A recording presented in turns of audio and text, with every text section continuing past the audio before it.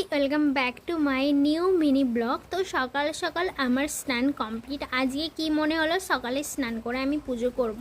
তো স্নান করে আমার পুজো কমপ্লিট হয়ে গেছে। পুজো করে আমি খেয়েছিলাম একটু কাঁচা ছোলা, আর আজকে রান্না করছি ছোলার তরকারি। ছোলার তরকারি রান্না অলমোস্ট ডান। আর এদিকে করছি ভাত। ছোলার তরকারি রান্না কমপ্লিট হয়ে গেছে। তারপরে রান্না করছি উচ্ছে আলু ভাজা। উচ্ছে আলু ভাজা রান্না করতে করতে আমার মাথায় ভূত চাপে আমি একটু আইসক্রিম বানাবো। তো আইসক্রিম বানিয়ে আমি ফ্রিজে ঢুকিয়ে দিয়েছি। আর এদিকে উচ্ছে ভাজাটাও কমপ্লিট হয়ে গেছে। ভাত রাত খেয়ে আমি একটু বেরিয়েছিলাম। অ্যাকচুয়ালি আমি গিয়েছিলাম একটু ব্যাংকে, কিন্তু যেই কাজের জন্য যাওয়া সেটা হলো না।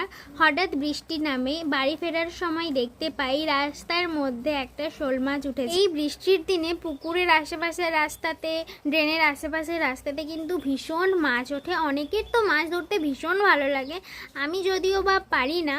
তো বাড়ি এসে আমাকে মা দিয়েছিল আমসত্ত্ব। আমসত্ত্ব কার কার প্রিয় অবশ্যই কিন্তু কমেন্ট করে জানাবে। আমার তো ভীষণ ভালো লাগে আমসত্ত্ব খেতে। আর কার কার মাঠ আমি বাড়িতে আমসত্ত্ব দিয়েছে সেটাও আমাকে কমেন্ট করে জানাবে। সন্ধ্যাবেলায় আমি বানিয়েছিলাম চা আর মাখিয়েছিলাম একটু মুড়ি।